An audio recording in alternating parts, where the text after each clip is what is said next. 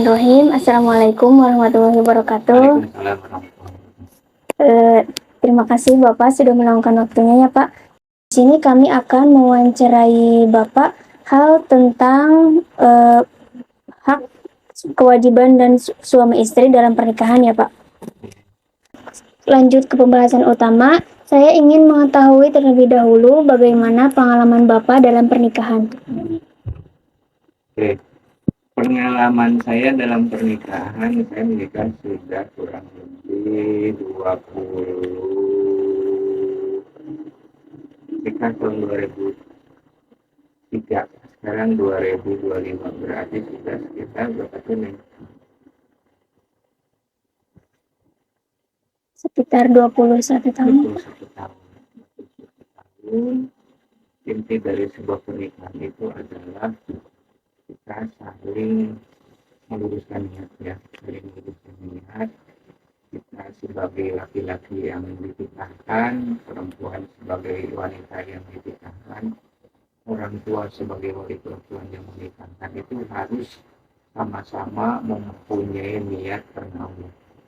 Di pernikahan itu harus didasari oleh niat yang sama-sama karena Allah. Karena kata Rasul kan, man nakahalillah wa antahalillah faqad istahaqqa wilayat Allah. Siapa yang menikah, kedua calon pengantin berarti yang menikah, dan siapa yang menikahkan berarti wali, orang tua, ayah kandungnya calon mempelai wanita, niatnya sama-sama karena Allah, dijamin oleh Allah, ada di dalam perlindungan Allah Subhanahu wa Ta'ala.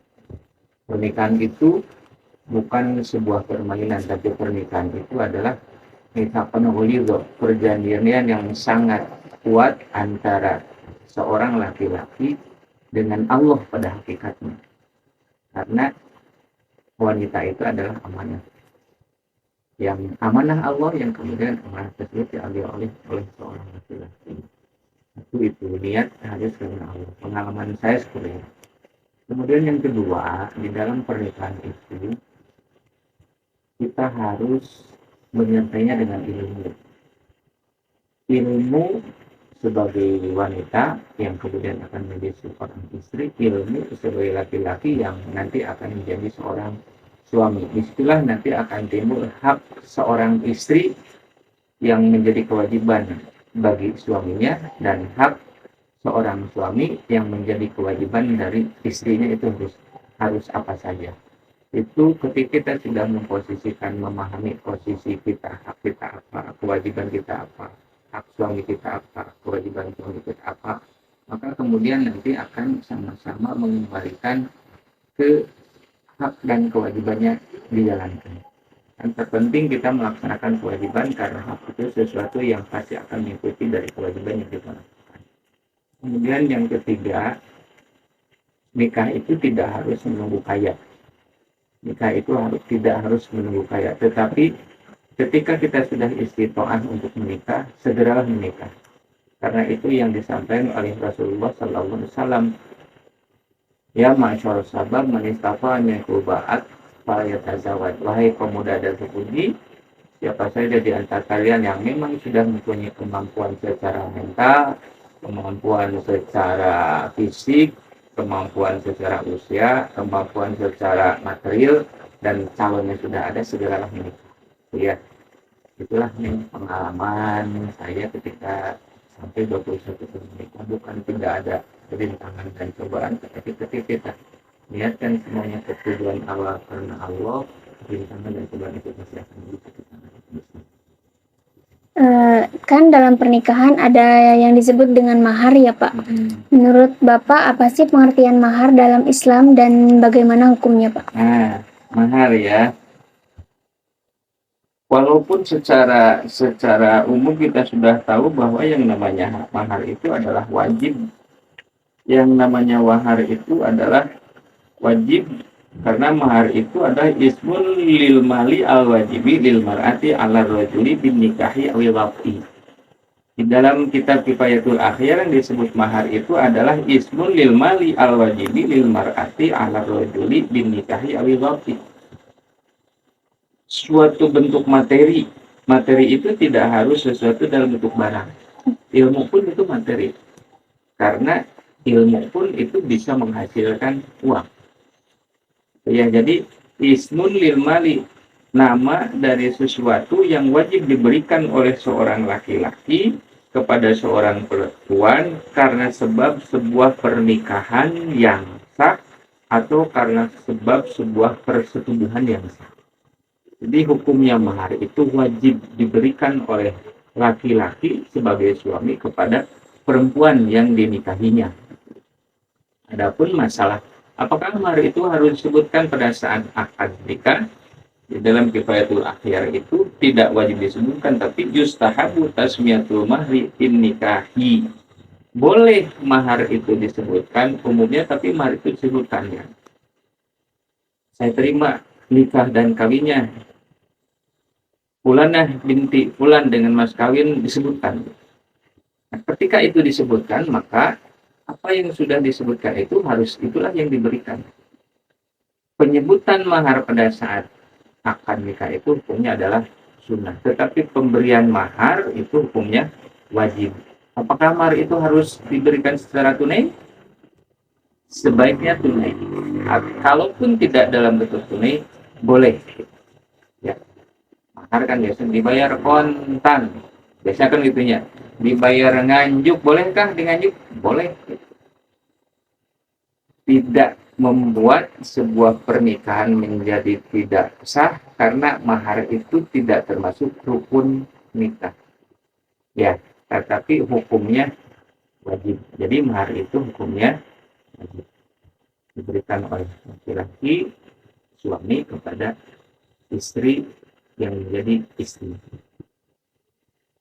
Untuk selanjutnya kan ada juga yang disebut dengan mu'tah ya Pak. Menurut Bapak apa sih mu'tah itu Pak? Nah itu yang kemarin itu saya tanyakan. Tetapi kemarin saya mencoba menangkapnya bahwa yang disebut mu'tah itu adalah mut'ah. Mut'ah itu ada dua macam. Ada mut'ah di sisi pernikahan kan. Kalau hukumnya nikah mut'ah itu ulama sepakat bahwa nikah mut'ah itu ada haram. Tetapi kalau yang namanya mut'ah itu adalah pemberian yang diberikan oleh seorang suami kepada istrinya. Boleh karena terjadi perceraian, atau boleh karena salah satu pasangannya meninggal. Mut'ah itu ada yang qabla dukhul atau ba'da dukhul. Supaya ke kemana-mana teing, yang cobi dina kifayatul akhyar ogene. Nah, dina kitab kifayatul akhyar. Apa itu mut'ah? Mut'ah itu adalah ismun lil mali alladzi yadfa'u ar-rajulu ila imratihi li mufaraqatihi iyah. Jadi yang namanya mut'ah itu adalah pemberian bentuk kasih sayang, bentuk perhatian dari seorang laki-laki kepada wanita karena sebab perceraian. Limufaraqatihi iyah. Bahasa Sunda nama pangbubungah mut'ah itu.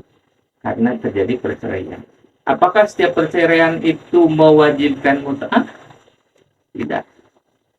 Kalau perceraian karena laki-laki yang menceraikan, maka mut'ah itu hukumnya wajib. Kalau perceraian terjadi karena wanita yang meminta cerai, perceraian yang karena atas inisiatif wanita itu namanya khulu'. Maka ketika terjadi perceraian, tetapi perceraian itu yang menggugat suaminya adalah istrinya, itu tidak ada kewajiban mut'ah bagi laki-laki kepada wanita yang menggugat cerainya, gitu ya.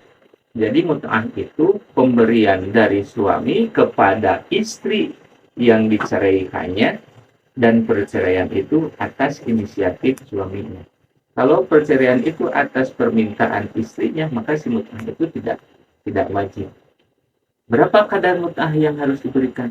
Sebetulnya tidak ada batasan berapanya mut'ah itu harus diberikan. Tetapi paling tidak rujukannya adalah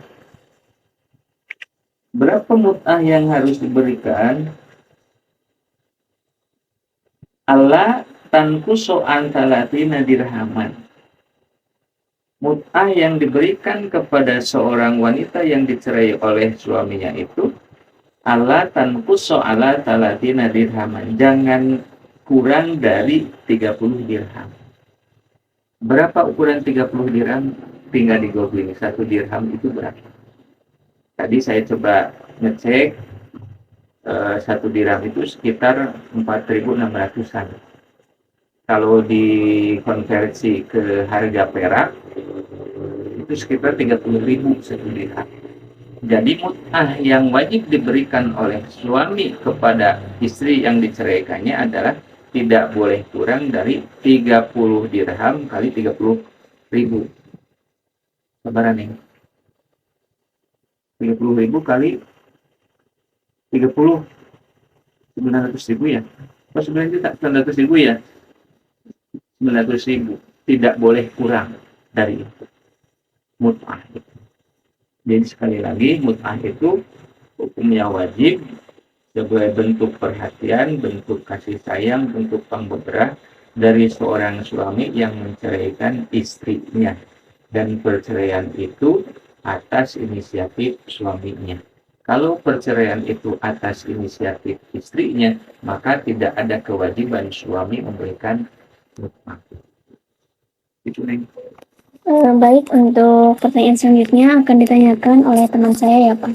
Nah, Pak, dari tadi kan saya memahami yang namanya mahar dan mut'ah. Nah, di sini saya akan menanyakan tentang mahar. Kan di mahar teh seorang suami memberikan seorang istri. Kan kalau setelah akad nikah, mahar tersebut hak penuh istri. Tapi kalau misalkan seorang istri tersebut memberi atau merelakan mengembalikan lagi kepada suaminya, gimana? Tadi yang namanya mahar itu adalah ismun lil mali. Sebuah bentuk pemberian dari seorang laki-laki, suami kepada istrinya karena sebab pernikahan yang sah atau karena sebuah persetubuhan yang sah. Ketika suami wajib memberikan mahar, maka mahar itu sepenuhnya menjadi milkutam dari istrinya. Ketika si istrinya kemudian, kan terkadang ada suami yang dipinjam dulu mas kawinnya untuk modal usaha. Apakah istri boleh memberikan maharnya kepada suaminya untuk modal usaha? Boleh, itu menjadi sebuah amal kebaikan bagi istrinya. Karena dia merelakan apa yang sudah menjadi miliknya untuk diberikan kepada suaminya gitu ya. Artinya seorang wanita boleh mengembalikan mahar pernikahannya kepada suaminya. Karena besarnya mahar pun kan tidak ada ketetapan secara mutlak.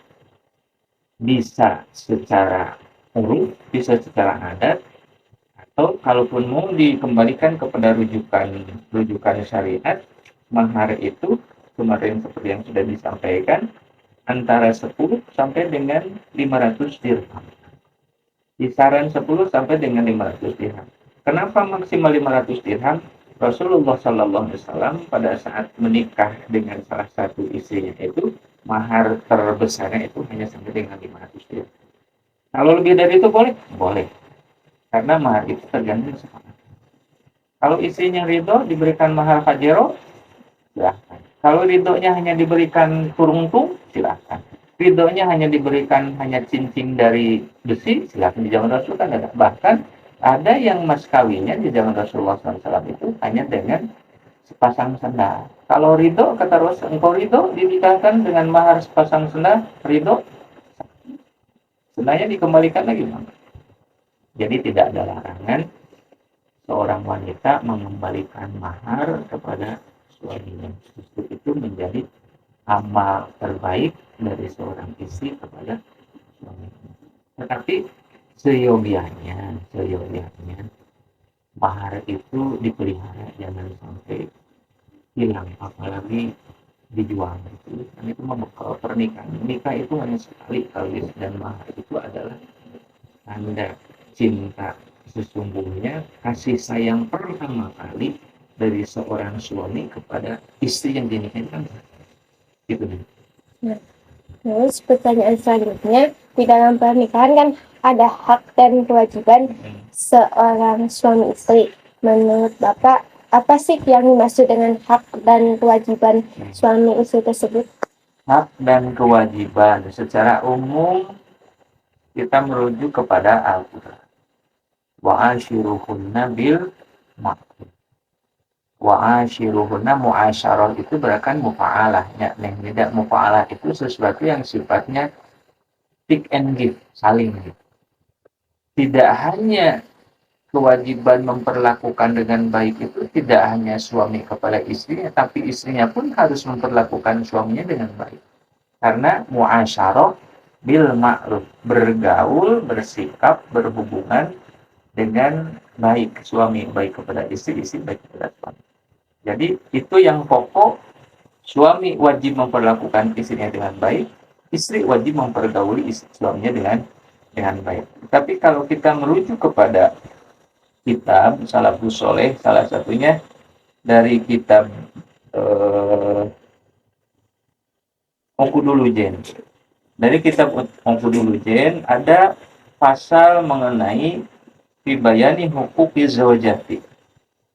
Di dalam kitab Ongkudulujen ada beberapa hak seorang istri yang wajib diberikan oleh suaminya. Hak istri yang wajib dari suami. Apa saja? Wahya husnul usyrati. 1. Hak seorang istri dari suaminya adalah mendapatkan perlakuan yang baik. Kalau tadi suami pun sama. Tetapi satu-satu ya. Yang pertama, hak istri dari seorang suaminya adalah mendapatkan perlakuan yang baik. Wa mu'natu zaujati wa mahruha. Yang kedua, hak istri dari suaminya adalah mendapatkan nafkah dan mahar. Oleh karena itu tadi mahar itu adalah hukumnya wajib. Nafkah pertama kali yang diberikan oleh seorang suami kepada istrinya adalah mahar. Setelah itu adalah nafkah yang lainnya. Nafkah lahir, nafkah batin. Nafkah lahir itu apa? Memberikan pakaian, memberikan makanan, memberikan rumah. Itu kewajiban suami. Suami itu wajib pakaian, wajib maraban, wajib nimahan. Cekeurina mah ditambihan ku kewajiban nafkah biologis wajib naon? Nyarean jeung ngareunehan. Atau kan opat. Kewajiban 1 memberikan sandang, pangan, papan, dan kemudian nafkah biologisnya adalah memberikan kenyamanan di tempat peraduan sampai kemudian hamil dan lahir. 2. Yang ketiga, wal qasmu, hak seorang istri dari suaminya adalah mendapatkan giliran secara adil bagi suami yang beristri lebih dari satu. Bagi suami yang beristri lebih dari satu, maka wajib memberikan jatah untuk bertemu dengan istrinya itu secara adil. Jangan karena istri baru 10 hari, istri lamanya hanya 3 hari. Tapi kilir itu harus adil. Itu yang ketiga. Yang keempat, hak istri dari suaminya adalah wa ta'limuha ma tuhtaju ilaihi min furudil ibadati wa sunaniha walau ghair muakkadati. Yang keempat, hak istri dari suaminya adalah mendapatkan pendidikan dan pengajaran. Jadi, suami itu wajib mengajarkan istrinya tentang bab ibadah. Sholatnya harus diajarkan oleh suaminya, bersucinya harus diajarkan oleh suaminya, tata cara ibadahnya harus diajarkan oleh suaminya. Tidak hanya yang wajib, wasunaniha. Walau ghair muakkad, meskipun itu sesuatu yang sifatnya ghair muakkad. Jadi kewajiban suami itu mendidik istrinya. Itu yang keempat. Yang kelima, pengajaran apa lagi yang wajib dari seorang laki-laki bagi istrinya adalah wa mimma yuta'allaqu bil haidi wa min wujubi ta'atihi bima la yaza bima asyati. Yang kelima adalah Mengajarkan tidak hanya urusan ibadah, tetapi termasuk mendidik dan mengajar tentang toharoh, urusan haid. Urusan haid, berapa lama waktu haid, tanda-tanda haidnya seperti apa, gimana cara toharohnya, itu kewajiban suami mendidik kepada istrinya. Yang keenam, hak istri dari suaminya adalah taat kepada suami ketika suami itu tidak mengajarinya untuk berbuat maksiat. Amin wujubi taati bima laisa bimaksiatin. Itu hak istri dari suami. Sekarang pertanyaan berikutnya adalah apa hak suami dari istri? Kalau tadi minimal di dalam Uqudul Legend itu ada 6 hak seorang istri dari suaminya. Kemudian sekarang hak suami dari istrinya. Apa saja? Fibayani hukuki zoji al-wajibati ala zojati. Wahya. 1. Hak suami dari istrinya adalah ta'atu zoji fi ghairi maksiati. Si suami mempunyai hak untuk ditaati oleh istri. Dengan catatan fi ghairi maksiati. Apapun yang diperintahkan oleh suami, maka si istri itu wajib mentaatinya. Sepanjang perintah suami itu tidak di dalam maksiat. Karena kata Rasulullah, ta'ata bimakhlukin bimaksiatin. Tidak ada kewajiban taat kepada siapapun, hatta kepada orang tua, ketika orang tua itu perintahnya bertentangan dengan Allah dan Rasulullah. Ya, itu yang pertama. Hak suami dari istri adalah ditaati. Kemudian yang kedua, wahusul ma'asyarati, sama tadi. Suami pun punya hak dari istrinya untuk dipergauli dengan baik. Perlakukan suami kita dengan baik. Tidak hanya suami memperlakukan istrinya, tetapi istri pun harus memperlakukan, menggauli suaminya dengan cara yang baik. 2 ya. Kemudian yang ketiga, wa taslimu nafsiha ilaihi. Hak seorang suami dari istrinya adalah mendapatkan penyerahan diri sepenuhnya dari istri. Artinya seorang istri wajib menyerahkan diri kepada suaminya sepenuhnya. Upami sahur orang tua Sunda masalah bangkai. Kamana wae salaki ngajak najan kalian kacopet wajib ikut. Rek susah, rek senang, suami ikut suami. Ya. Wa taslimu nafsiha ilaihi. Yang kedua tuh Neng 3. Yang keempat, wa mulazamatul baiti. Hak suami dari istrinya adalah tinggal mengurus, memelihara rumah yang diberikan oleh suami. Ya, tadi kewajiban suami di dalam nafkah lahir diantaranya adalah memberikan tempat tinggal. Maka kewajiban istri adalah tinggal di rumah tersebut dan memelihara rumah milik suami tersebut. 4, 5. Wasyanatu nafsiha min antu tiya firasyahu ghairah. Yang kelima, hak suami dari istrinya adalah kewajiban istri berarti bagi suami adalah tidak sembarangan memasukkan orang lain ke peraduan suaminya. Kalau dimakan di rumah minimal ada kamar untuk tamu. Jadi ketika ada tamu tidak diinapkan di kamar kita berdua dengan suami. Ada tempat terpisah. Kemudian yang ke berapa? Yang ke-6.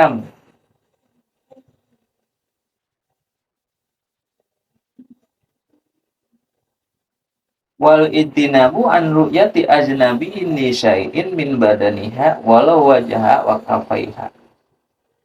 Memelihara dirinya dari pandangan laki-laki lain yang bukan mahram. Meskipun hanya melihat wajah atau tangan. Itu termasuk khilafiyah ya kalau aurat wanita. Kalau aurat wanita itu khilafiyah.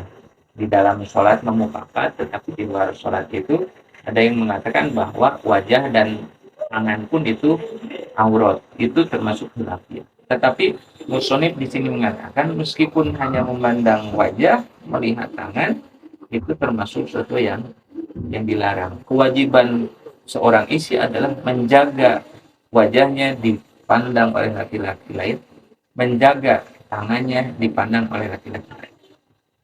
Intinya mah menjaga kecantikannya tidak dinikmati oleh pria lain. Kemudian ya, bahkan meskipun pandangan itu tidak sesuai dengan syahwat. Kemudian yang selanjutnya yang 7, watarku mutalabatiha lahu bima fawqal hajati walau alimat qudratahu alaihi. Tidak menuntut sesuatu di batas kemampuan suami. Meskipun nafkah itu wajib, tetapi tidak menuntut nafkah yang di luar kemampuan suami. Meskipun kita tahu, wanita itu tahu, suami saya mampu. Suami saya mampu memberikan saya rumah yang harganya 2 miliar. Tetapi kita tidak meminta itu. Suami saya mampu memberikan nafkah tiap bulan 50 juta. Tapi kita tidak menuntut itu. Kewajiban istri adalah tidak menuntut sesuatu kepada suami melebihi batas kemampuannya. Meskipun wanita itu tahu bahwa suaminya akan memenuhi. Kemudian yang ke-7, wa ta'fifuha antanahu lima yaksibuhu minal malil harami. Suami wajib menafkahi istri, tetapi seorang istri mempunyai kewajiban untuk mentransfer nafkah yang diberikan oleh suaminya kepada istrinya itu hanya dari nafkah yang halal. Makanya di sini wa ta'fif memelihara diri dari harta nafkah yang diberikan oleh suaminya dari sesuatu yang halal. Yang terakhir, wa adamu kadzibiha ala haidhiha wujudan wan kitofan. Kewajiban istri kepada suaminya adalah jujur. Jujur di dalam apa? Jujur di dalam memberikan informasi apakah sedang dalam keadaan suci atau sedang di dalam keadaan haid. Karena kewajiban suami pun adalah mendapatkan nafkah dari istrinya berupa nafkah biologis. Ya, neng, menyuhet itu, padahal mah urang teh menyuhet itu karena kita sedang malas, sedang capek. Abdi menyuhet, nah itu bohong. Nggak boleh berbohong. Bahkan disiri karena kudu taat, makanya tadi taslima nafsiha, menyerahkan dirinya kepada suaminya. Ketika datang suami kita sedang di dapur, sedang masak, sedang bau, suaminya memanggil untuk memenuhi kebutuhan hajat biologisnya, jangan menyebutkan angke, segera. Itu hak dan kewajiban istri, hak dan kewajiban suami. Allah. Nah, kan tadi ada dari hak istri ada nafkahnya, Pak. Nah, apabila suami tidak mampu menafkahi keluarganya karena kesulitan ekonomi lah, apakah diperbolehkan seorang istri membantu untuk menafkahkan? Oke, ya. Karena kewajiban nafkah itu ada di dalam suami, ada pada suami, maka meskipun si istrinya ada niatan untuk membantu perekonomian suami, bukan berarti gugur kewajiban suami memberikan nafkah. Bisa. Kan seyogianya tadi, kewajiban istri itu adalah tinggal di rumah. Wa mulazamatul baiti. Istri itu secara syariat harusnya tidak bekerja. Tinggal di rumah, mengurus rumah, memelihara rumah, gitu ya. Tetapi kondisi saat ini, termasuk Neng Jija, Neng Neda, yakin barangkali ketika selepas kuliah tuh, larinya adalah mencari kerjaan. Ketika sebelum menikah bekerja, tidak jadi masalah. Tetapi ketika setelah menikah, kemudian suami kita melarang, udahlah nggak usah kerja, wajib nurut. Kecuali kalau setelah dalam perjalanan ternyata risiko keluarga yang normal itu dalam satu hari itu misal 100.000. Ya. Suami kita hanya mampu memberikan 25.000. Berarti ada defisit 75.000. Izin ke suaminya, risiko dapur itu kan standar itu sehari 100.000. Hanya bisa memberikan 25.000. Bolehkah saya membantu untuk memenuhi kekurangan? Kalau suami kita mengizinkan, di ladang ibadah. Karena kita membantu meringankan beban ekonomi keluarga kita. Tapi jangan sampai suami pun berleha-leha. Bos 75 nama dihandal dari pekerjaan istri, kemudian si suaminya malah timali. Suami yang tinggal di rumah, istrinya yang kerja. Itu suami yang seperti itu dilaknat oleh Allah, termasuk dalam. Karena dia tidak menjalankan kewajiban menafkahi istri. Tetapi di sisi lain, jangan juga seorang istri karena pendapat yang tadinya hanya membantu perekonomian suami, tetapi di perjalanan ternyata penghasilan dari pekerjaan istri itu menjadi lebih dominan daripada yang dihasilkan oleh suaminya. Jangan kemudian si istri pun jalingkap memposisikan diri memperlakukan suami menjadi lebih rendah, karena bagaimanapun suami itu tetap kawan, tetap pemimpin. Di sisi lain niat membantu, di sisi lain suami pun harus jadi dorongan semangat, jangan berleha-leha, karena sebesar apapun pendapatan istri itu adalah milik sepenuhnya istri.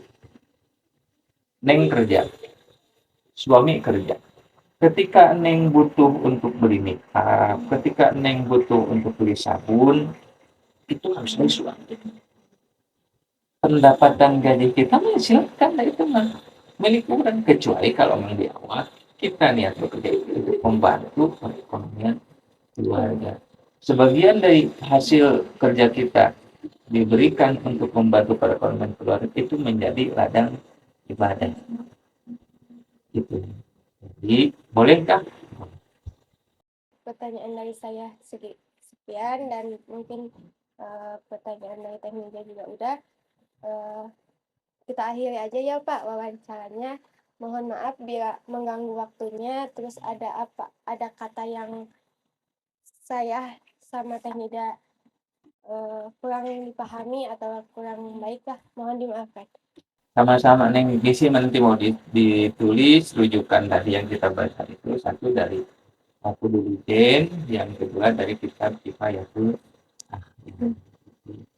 Kurang lebihnya mohon maaf. Wallahu a'lam bishawab. Semoga bermanfaat dan barokah. Ketika ada hal yang Iya. itu